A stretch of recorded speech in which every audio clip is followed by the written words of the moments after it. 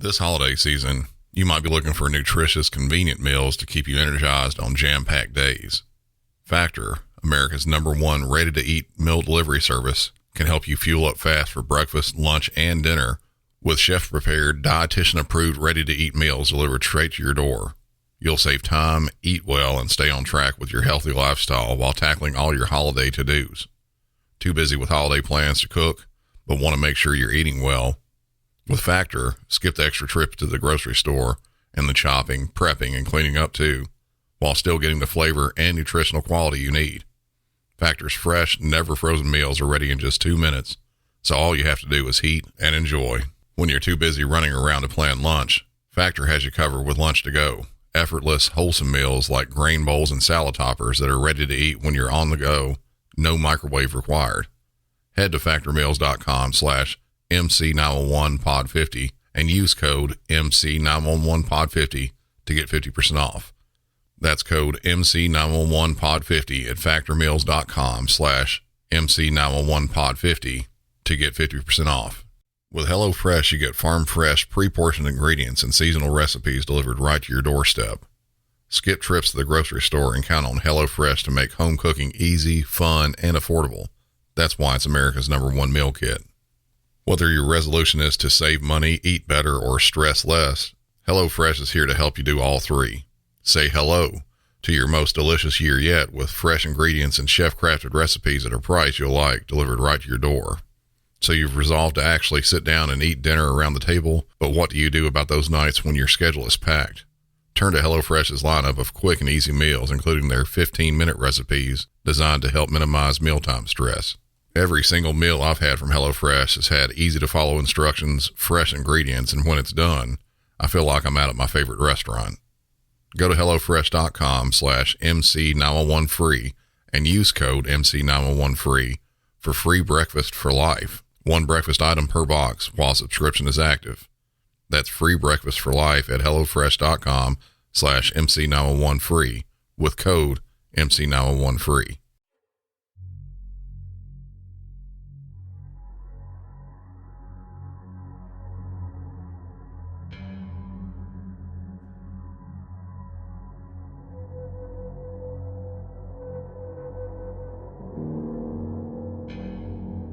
Imagine, if you will, you're a dispatcher.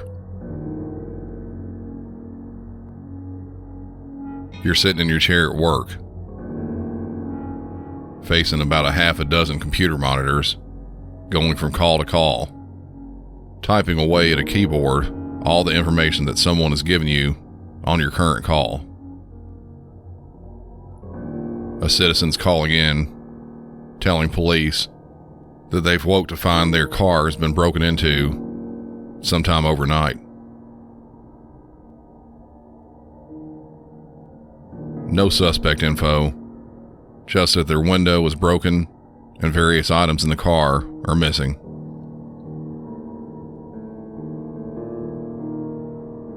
You take down the address, vehicle description, name the caller, and tell them the police will be sent. This is the 5th call like this that you've had already today. The 911 line is now backed up a call.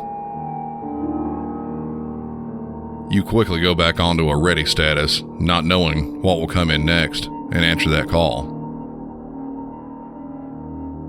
This person is calling about someone who is dead. You start getting all the necessary info to get police and medics started quickly.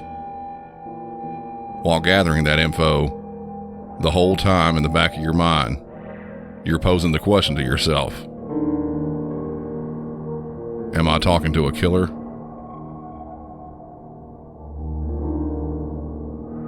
In this episode, we're going to discuss a couple calls that are just like that.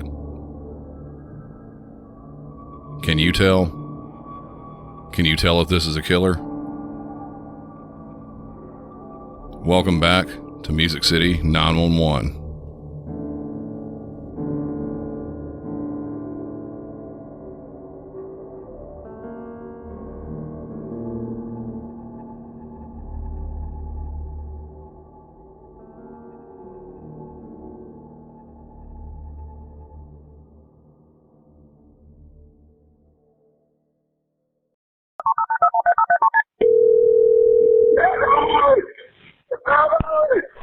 911, what city is your emergency? 220. What address? South 1180 West. Please come quick. Okay, tell me that one more time so I know I have it right. 220 South 1180 West, Orem, Utah. Come quick. Okay, and I have officers headed over there. Tell me the phone number you're calling from, okay? Cell phone. I have officers on the way. I need to know what happened. I don't know. I just heard something. I got blood. Okay. Somebody, I'm sorry, I can't understand you. Hello, well, I need you to calm down for a minute. I understand. 220 South, 1180 West. My partner is dispatching somebody. I need to know exactly what happened. Who is bleeding? You fucking goddamn. Okay. I swear to God. Okay, no, I can't. You need to slow down, calm down, okay? Okay. I can't understand you. You need to talk a little quieter, okay? You don't get Put your wife's on your head. You're my wife. Okay, take a breath for me, okay? What is your name? Okay, they're headed over there. They're headed over there.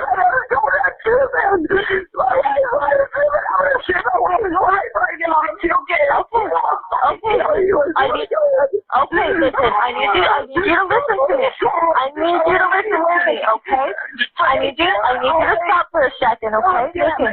Listen, okay? I have officers on the way, okay? Tell me your name. Tell me your name. My officers are on the way. I need to have some information from you, okay? I don't know what's going on. Okay, are you just... Hello? Where are you going? Hello? Hello? Yes, Amir. Okay, tell me your name. Blood. If you don't get it right now, Okay, no. what happened. Okay. I really don't know what happened. I swear to God. She came out of the shower, and I heard a pop, and there was blood, and she's in blood. Okay. Right now. Tell me your name. What is your name? I have officers and paramedics on the way, okay? Okay, can you take a breath? Okay, I understand. I need to help you, okay? Alright, I'm here to help you. I have paramedics and officers on the way to help you. So she has a gunshot wound to the head, is that correct? I'm not here. Who is this? Who am I speaking to? Hello? Hello? I'm right here. Okay, what is your name? My name's Conrad. She's choking. She's choking? Okay, does she have a gunshot wound? It looks like she might have a gunshot wound. There's a gunshot. A gunshot wound? Where is it? Come on, okay, where's the gun right now? Where is the gun right now? Ma'am, I need you to answer my questions. Where's the gun? They're in the bathroom. It sounds like she was in the shower and then she heard a pop and walked in and a female is on the ground. Sounds like a gunshot wound. She's choking, but I can't make out half because she's yelling so loud.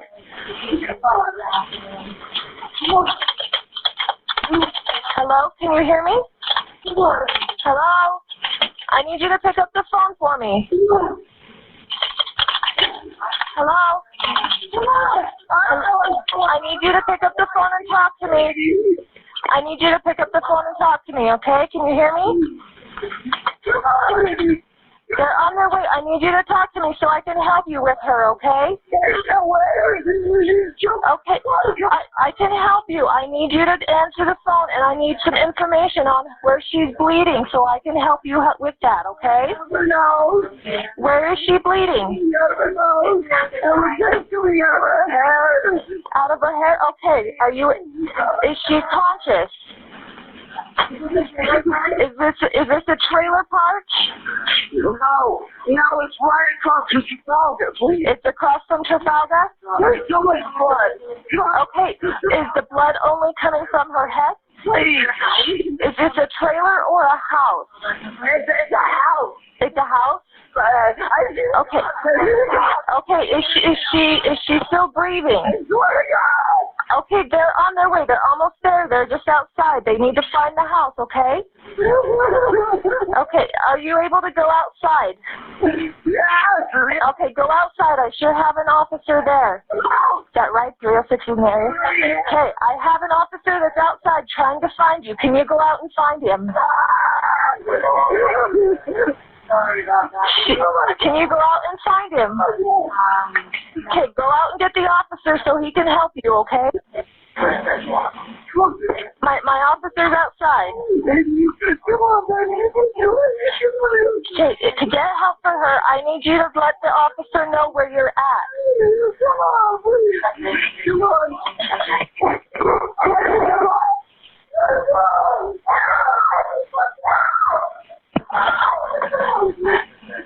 Hello?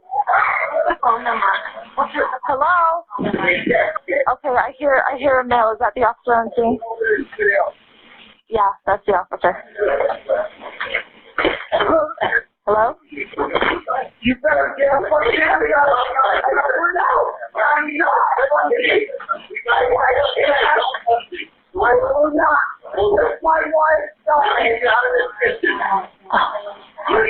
I guess it's his wife.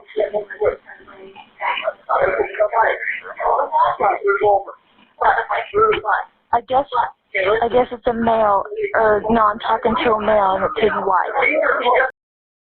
I have talked before about hysterical callers. This was definitely one of them. Someone like this is so emotional that they can only focus on one thing. It's hard, if not impossible, for them to listen to anything, let alone questions from a dispatcher. This makes a call like this extremely difficult to process. The first several minutes of this call, really all we had was the address and maybe that the victim was shot. One point the caller says something about her choking. You just really couldn't tell much of anything going on. I know that people can't control this when they're in that state. But just like the dispatcher on this was saying, when someone is screaming like this, it really messes up what you can hear. That microphone in your mobile phone is generally pretty terrible.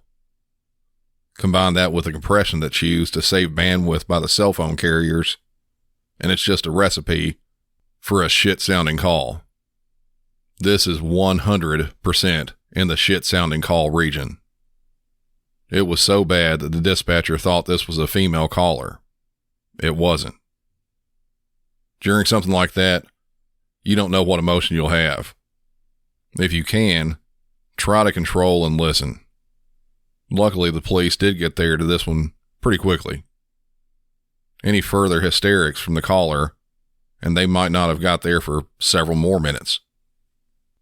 Getting on to the meat of this call, though, the caller was Conrad Truman. He stated that he found his 25-year-old wife, Heidi, shot. She was in the bath, and after getting out, he heard a loud pop. Through all the screams on that phone call, that's about all we got.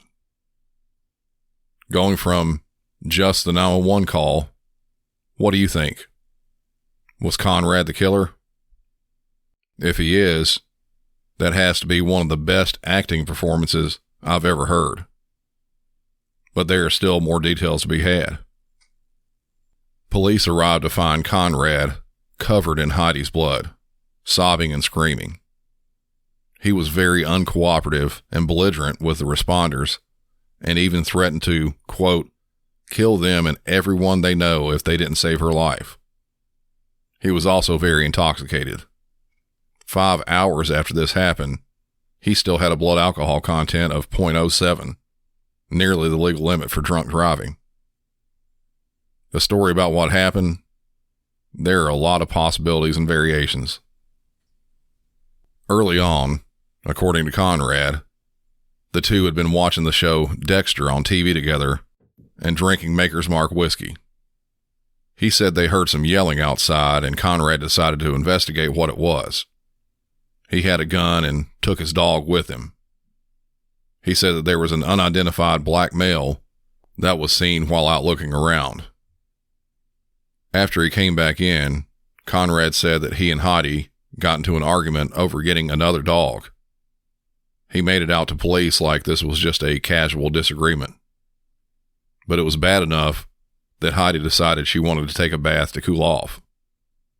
While Heidi was in there, behind a locked door, Conrad picked the lock, at which point Heidi told him to get out. He said he was only in there to apologize.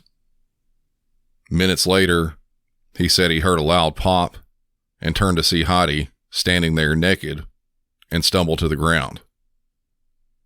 The story goes all over the place from there. When police were dispatched, they thought they were on their way to a suicide. When they got there and saw his state and started asking questions, they shifted gear into a murder investigation. His version of the night's events changed during questioning, at one point saying that he saw a black man running out of the house right before the gunshot, and that he believed that that same man may have shot her through a wall or window, and was also hostile during questioning, calling the police jerks, and on from there. As the weeks went on in the investigation, he started to refuse to cooperate with the police, with them calling him once at work, and he denied answering any questions. After gathering what police and prosecutors believed was enough evidence, Conrad was arrested for murder. During the trial, prosecutors pushed the narrative that Conrad had shot his wife in the head with a .380 handgun, that his motive was a life insurance policy worth over $800,000, and used his variety of stories against him. Conrad was sentenced to 16 years in prison. So Conrad did kill his wife. He was the killer on the phone with 911. But was he? Conrad started the appeal process, and after spending 4 years in prison, he was acquitted of all charges. But how? You ever stood really close to a screen door and looked at it? Tons of holes. Holes everywhere. That's what happened here. There were so many discrepancies in all of this, from Conrad, the police investigation, and even the medical examiner. The discrepancies with Conrad, we have discussed some. From all I've said about this, it sounded like he was beyond guilty. But from accounts from others, he actually didn't have a reason to kill her. They weren't in any trouble with money. They had a decent amount in savings, and both had pretty good jobs. Enough that money wasn't really an issue. Also, it at least seemed that they had a loving relationship. They would leave sticky notes to each other around the house with loving messages to each other. And to top it off, his fingerprints were not found on the gun that was used to kill her. On the police end, there were seemingly a lot of mistakes as well. Contaminated scene evidence. Dogs walking through the scene. Conrad, at one point that night when Heidi was killed, was allowed to go to the bathroom unsupervised, and during that time, he could have washed his hands, removing any gunpowder residue, if he was indeed the killer.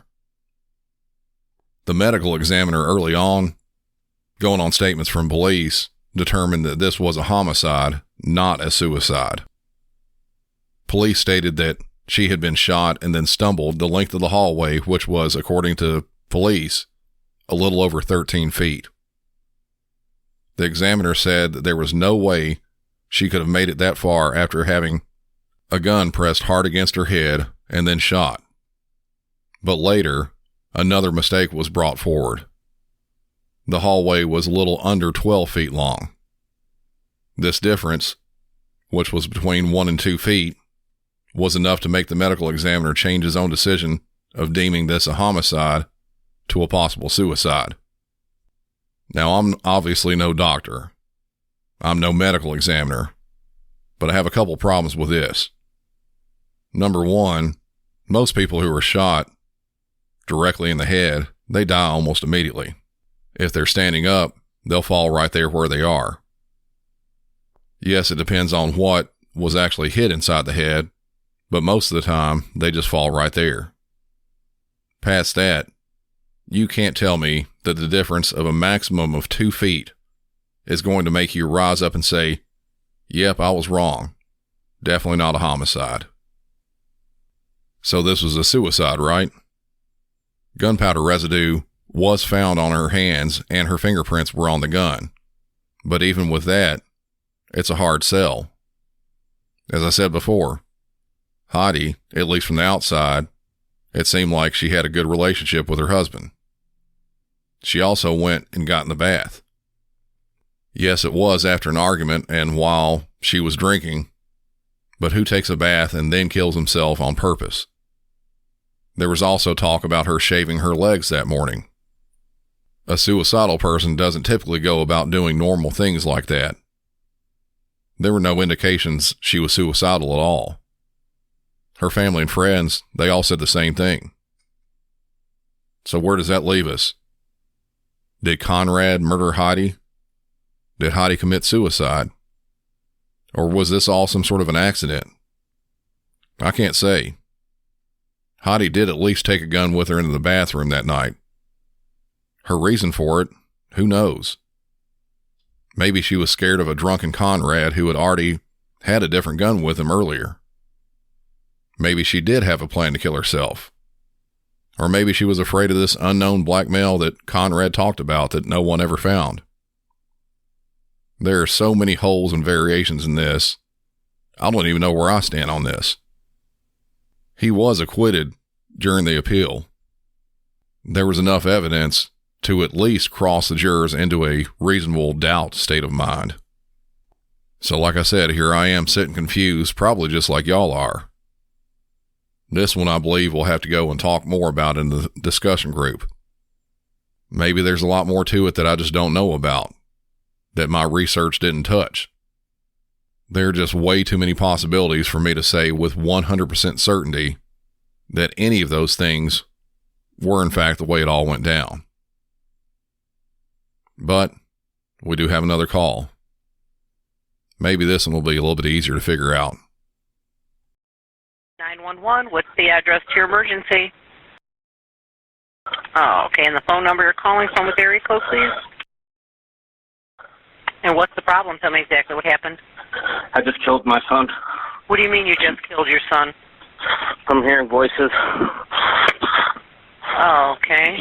How old's your son? 6. Where's your son now? He's dead. Dead where? In the living room.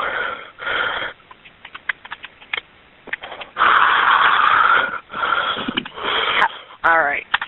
Do you have any weapons?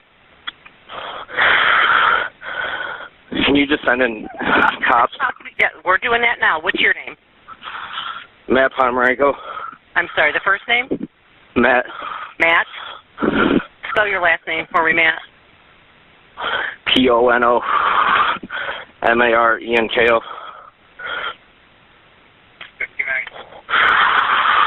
What's your son's name? Jack. Jack? Jax, JAX.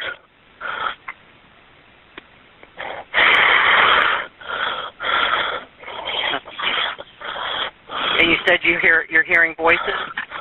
Yes. All right, how did you kill your son? With a baseball bat. You killed him with a baseball bat? Mm-hmm.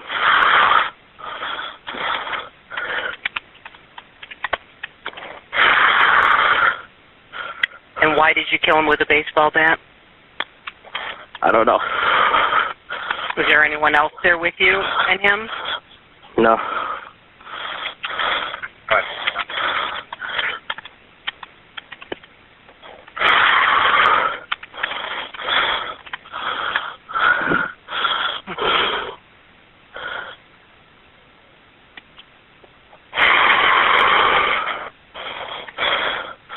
Okay. All right, Matt, we've got some units on the way, okay? I want you to stay on the phone with me.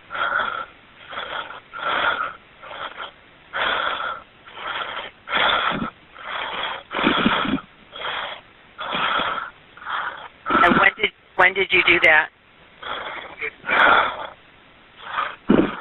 Matt, when did you kill your son? Matt? Yeah, When did this happen? I'm shaking. I understand. When did this happen?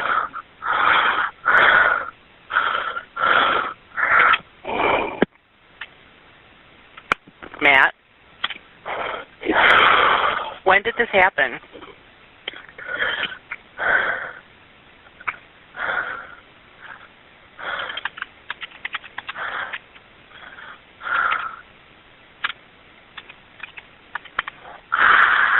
Okay, Matt, do you have any other weapons in the home? No.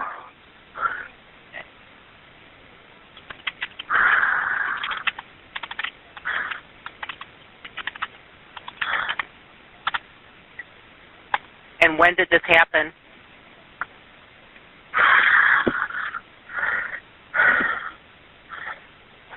Okay. And when did this happen, Matt?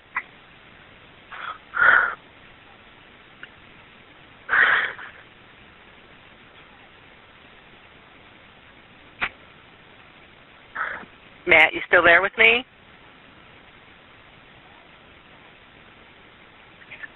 Matt?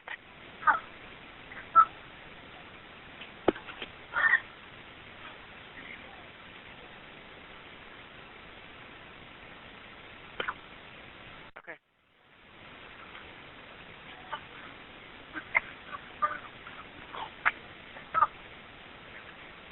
You're not gonna let me smoke in the car? What? You're not gonna let me smoke in the car?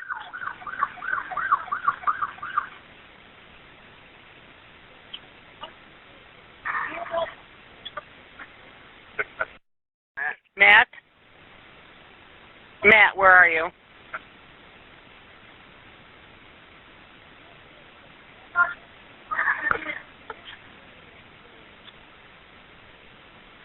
Okay, Matt? They're here. All right, well, hold on a moment.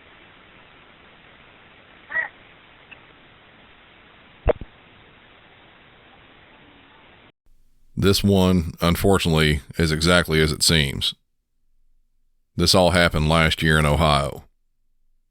The caller and suspect in this is Matthew Ponomarenko. He's 32 years old.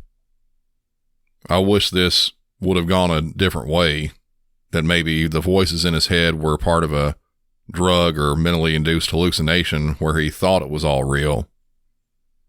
But police got there to the scene and found what was described as one of the most vicious attacks they had ever seen. They found the boy Jax, who was actually 5 years old, beaten to death. The local medical examiner's office determined the child's cause of death was blunt impacts to his skull and brain injuries. Jax was autistic and had to communicate with a tablet. Matt was, in fact, the killer. He was arrested on 2 counts of aggravated murder, one in which he did kill the boy on purpose, and the second, a type of what everyone else would call premeditated murder, in which the local authorities classify as killing him with prior calculation and design. Previously, he was charged with child endangerment, where he placed Jax, who was then only 1 year old, naked in the street while he stood there yelling at cars. He admitted to taking a variety of drugs: PCP, mushrooms, and methamphetamines. For this case, he's pled not guilty by reason of insanity and was given a $5 million bond. He is still awaiting his trial, but is potentially facing the death penalty. I think you all know where I wanted to go. Very sorry, folks, to have 2 really hard to listen to calls on this one. I've said it before. Us dispatchers, we'll never know what's going to pop up the next time the phone rings. Before I get out of here on this one, I want to try to lighten the mood a bit. Try to. With a trailer from another podcast I've just started listening to. It's also a true crime show, but one unlike I've ever heard before. It's called World's Dumbest Criminals. It's a show hosted by my new Australian friend Tara, who does short bursts of exactly what the title implies. These people are straight D-U-M dumb, and Tara is a master at putting an image in your head of what they've done. And she does it while making you laugh your ass off. I'm not joking. The first time I listened to it on my way into work, I was laughing out loud. It really is that funny. But I can only talk about it so much. Here, let's have a listen to the trailer, and please check out our show.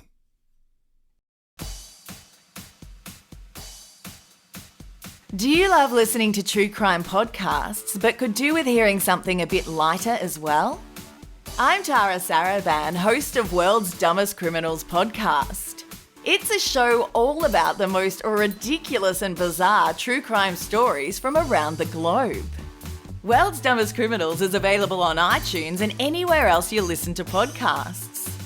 Make sure you subscribe if you don't want to miss any criminally stupid shenanigans.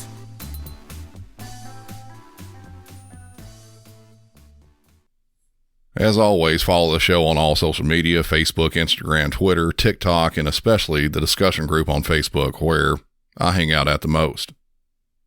Run on over to patreon.com/MusicCity911 and help the show, and in return, at any level, you get ad-free episodes and bonus content. Sometimes that's bonus mini episodes, one of which I added just a week ago to continue the episode Two Different Crashes. And sometimes there's a bit of extra police or rescue audio that's simply too much to put on the show. Any way you do it, it helps keep the show rolling. Also, to keep the show going, hit up my website, MusicCity911.com, and click the link for the merch site, and grab a t-shirt, a coffee mug, soundbite, and even Music City 911 workout attire in the form of leggings and sports bras, both of which are newly added items. Also on the webpage, if you're not keen on all those others, or if you're just feeling like helping out a very thirsty podcast host, click on the button on the page to buy me a beer. It's simply a one-time donation you can do to help me and the show out for any amount you decide. Thanks again for everything, and finally, be sure to share the show with any other true crime aficionados you may know. That's going to do it for this episode. For Music City 911, I'm Brandon, and as always, y'all have a good one.